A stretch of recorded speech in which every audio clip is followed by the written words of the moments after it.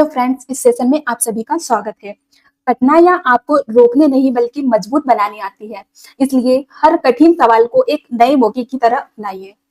तो फ्रेंड्स, आज हम इस वीडियो में वर्ग 2 हिंदी के क्वेश्चंस देखने वाले हैं। तो ऐसे मेरे जितने भी प्रिय साथी हैं जो वर्ग 2 की तैयारी कर रहे हैं, उनके लिए ये सेशन बहुत ही हेल्पफुल होने वाला है। तो चलिए फ्रेंड्स, सेशन कंटिन्यू करते हैं। फर्स्ट क्वेश्चन है हमारा, आर्य भाषाओं की प्रमुख विशेषता क्या है? चित्रलिपि, ध्वनियों की स्मृदता, व्याकरण की अनुपस्थिति, स्वरयुक्ति लिपि। तो इस क्वेश्चन का राइट आंसर है ध्वनियों की स्मृदता। अगला क्वेश्चन है, वैदिक संस्कृत किस भाषा की श्रेणी में आती है? प्राकृत, अपभ्रंश, प्राचीन आर्य भाषा, आधुनिक भाषा। तो वैदिक संस्कृत की श्रेणी में प्राचीन आर्य भाषा आती है। तो इस क्वेश्चन का जो राइट आंसर हो जाएगा प्राचीन आर्य भाषा। अगला क्वेश्चन है, आर्य भाषाओं की लिपियां कौन सी थी? ब्राह्मी और खरोष्टी, नागरी और तमिल, रोमन और यूनानी, देवले और लिपिक। तो आर्य भाषाओं की जो लिपि थी वो ब्राह्मी और खरोष्टी दो लिपियां थी। तो इस क्वेश्चन का जो राइट आंसर है ब्राह्मी और खरोष्टी हो जाएगा। अगला क्वेश्चन है, संस्कृत भाषा का विकास किस भाषा से जुड़ा हुआ है? प्राकृत भाषा, वैदिक भाषा, अपभ्रंश भाषा, पाली भाषा। तो संस्कृत भाषा का जो विकास है यह एक वैदिक भाषा से जुड़ा हुआ है। तो इस क्वेश्चन का जो राइट आंसर हो जाएगा वैदिक। अगला क्वेश्चन है, प्राकृत भाषा का शाब्दिक अर्थ क्या है? सांस्कारिक भाषा, अपभ्रष्ट भाषा, स्वाभाविक भाषा, साहित्य भाषा। तो इस क्वेश्चन का जो राइट आंसर है, जो प्राकृत भाषा का जो शाब्दिक अर्थ है ये स्वाभाविक भाषा से जुड़ा हुआ है। तो इस क्वेश्चन का जो राइट आंसर है स्वाभाविक भाषा हो जाएगा। अगला क्वेश्चन है, निम्नलिखित में से कौन सी प्राकृत भाषा है? संस्कृत, खरोष्टी, महाराष्ट्री और तमिल। तो ये संस्कृत प्राकृत भाषा जो है एक ये मराठी भाषा है। तो इस क्वेश्चन का जो राइट आंसर हो जाएगा मराठी। अगला क्वेश्चन है, प्राकृत भाषाओं का सर्वाधिक प्रयोग किस धर्म में हुआ है? बौद्ध धर्म में, वैदिक धर्म में, जैन धर्म में, इस्लाम धर्म में। तो प्राकृत भाषाओं का सबसे ज्यादा प्रयोग जैन धर्म में हुआ है। तो इस क्वेश्चन का जो राइट आंसर हो जाएगा जैन धर्म। अगला क्वेश्चन है, पाली भाषा का संबंध किस धर्म से है? वैदिक धर्म, बौद्ध धर्म, शैव धर्म, जैन धर्म। तो पाली भाषा का जो संबंध है ये बौद्ध धर्म से संबंध है। तो इस क्वेश्चन का जो राइट आंसर है बौद्ध धर्म। अगला क्वेश्चन है, अपभ्रंश भाषा का उद्भव किससे हुआ है? संस्कृत भाषा, प्राकृत भाषा, पाली भाषा, हिंदी भाषा। तो अपभ्रंश भाषा का जो उद्भव जो हुआ है ये प्राकृत भाषा से हुई है। तो इस क्वेश्चन का जो राइट आंसर है प्राकृत।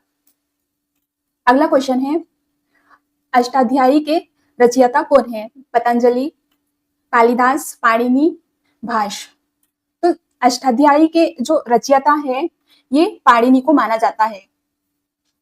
तो इस क्वेश्चन का जो राइट आंसर हो जाएगा पाणिनि। अगला क्वेश्चन है, गाथा सप्तशती किस भाषा से है? पाली, संस्कृत, मराठी, प्राकृत, हिंदी। तो ये गाथा सप्तशती जो भाषा है ये मराठी प्राकृत भाषा है। इस क्वेश्चन का जो राइट आंसर हो जाएगा महाराष्ट्री प्राकृत।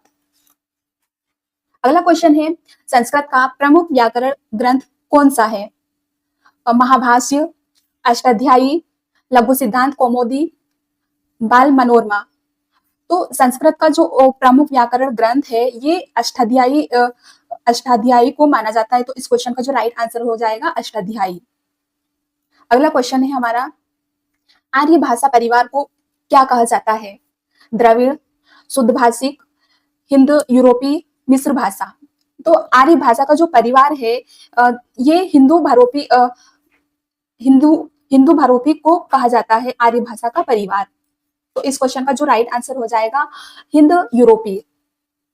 अगला क्वेश्चन है, अपभ्रंश साहित्य का विकास किस काल में हुआ है? वैदिक काल में, बौद्ध काल में, गुप्त काल में, मध्यकाल में। तो अपभ्रंश साहित्य का जो विकास है ये मध्यकाल में हुआ है। तो इस क्वेश्चन का जो राइट आंसर हो जाएगा मध्यकाल। अगला क्वेश्चन है हमारा, संस्कृत भाषा की पहली कविता किसे माना जाता है? मेघदूत, रामायण, रघुवंश, शकुंतलम। तो ये संस्कृत भाषा की पहली कविता ये रामायण को माना जाता है। तो इस क्वेश्चन का जो राइट आंसर हो जाएगा रामायण। अगला क्वेश्चन है हमारा, संस्कृत को देववाणी किसने कहा? महर्षि वेदव्यास ने, पाणिनि ने, महर्षि वाल्मीकि ने, शंकराचार्य ने। तो शंकराचार्य ने। तो ये संस्कृत को देववाणी जो कहा है ये महर्षि वेदव्यास ने कहा है। तो इस क्वेश्चन का जो राइट आंसर हो जाएगा महर्षि वेदव्यास। अगला क्वेश्चन है, कौन सी प्राचीन भाषा त्रिपिटक ग्रंथों की भाषा मानी जाती है? संस्कृत, पाली, प्राकृत, अपभ्रंश। तो ये प्राचीन भाषा का त्रिपिटक ग्रंथों की जो भाषा मानी जाती है ये पाली भाषा को माना जाता है। तो इस क्वेश्चन का जो राइट आंसर हो जाएगा पाली। अगला क्वेश्चन है हमारा, कौन सी भाषा जन भाषा कहलाती है? तो संस्कृत, प्राकृत, पाली, अपभ्रंश।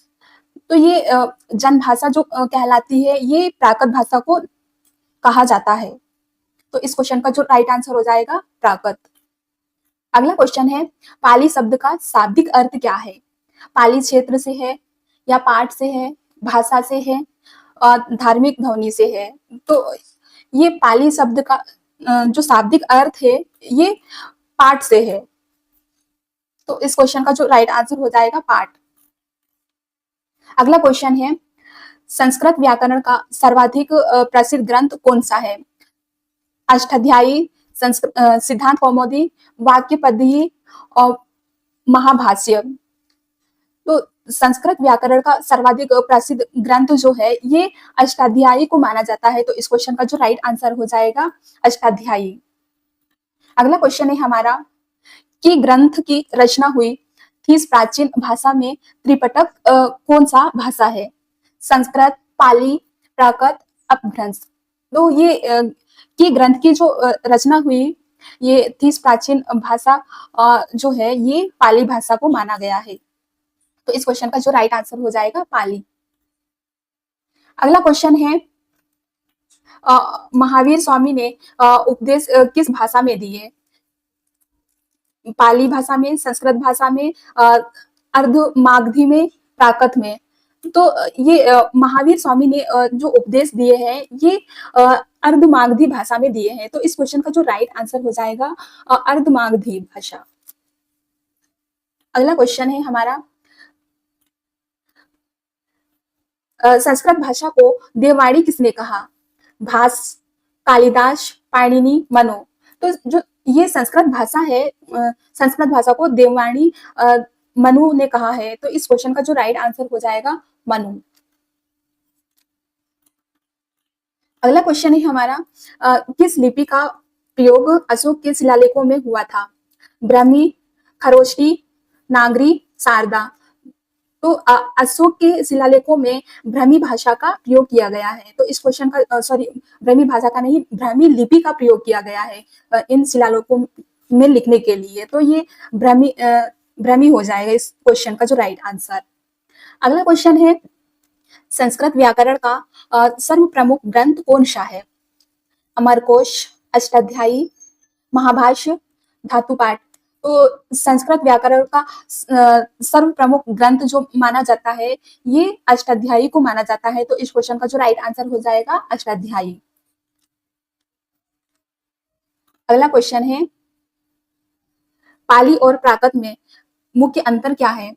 दोनों एक ही भाषा है, पाली अधिक साहित्यिक है, प्राकृत जैन धर्म से जुड़ी है, पाली संस्कृत की उपभाषा है।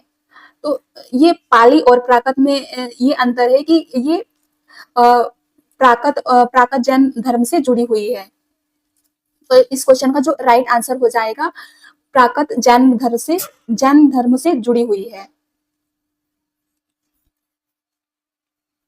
अगला क्वेश्चन है, बृहत देवता ग्रंथ किस भाषा में है? प्राकृत, पाली, संस्कृत, अपभ्रंश। बृहत देवता ग्रंथ जो है ये संस्कृत भाषा में है, तो इस क्वेश्चन का जो राइट आंसर हो जाएगा संस्कृत। अगला क्वेश्चन है प्राकृत का सर्वाधिक परिष्कृत रूप कौन सा माना जाता है? अर्धमागधी, महाराष्ट्री, सौरसैनी या मागधी को।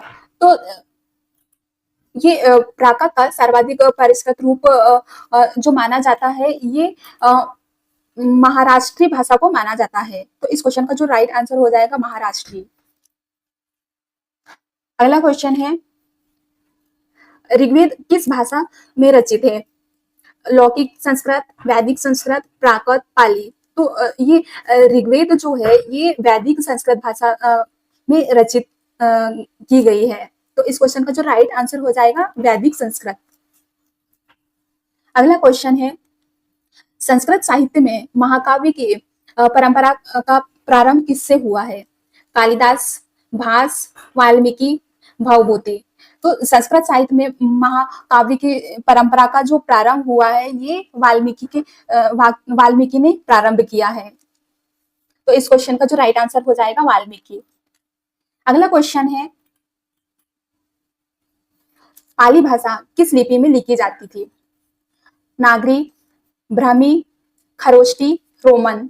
तो ये जो पाली भाषा है ये ब्राह्मी लिपि में लिखी जाती थी, तो इस क्वेश्चन का जो राइट आंसर हो जाएगा ब्राह्मी। अगला क्वेश्चन है धम्मपद किस भाषा में लिखा गया ग्रंथ है? संस्कृत, पाली, प्राकृत, अर्धमागधी। तो ये धम्मपद जो है ये पाली भाषा में लिखा गया ग्रंथ है, तो इस क्वेश्चन का जो राइट आंसर है पाली। अगला क्वेश्चन है वैदिक संस्कृत में कितने वेद माने जाते हैं? 2 वेद, 3 वेद, 4 वेद, 5 वेद। तो वैदिक संस्कृत में 4 वेद माने जाते हैं, 4 वेद माने जाते हैं। अगला क्वेश्चन है नाट्यशास्त्र किस भाषा में लिखा गया ग्रंथ है? पाली भाषा में, संस्कृत भाषा में, प्राकृत भाषा में, अपभ्रंश भाषा में।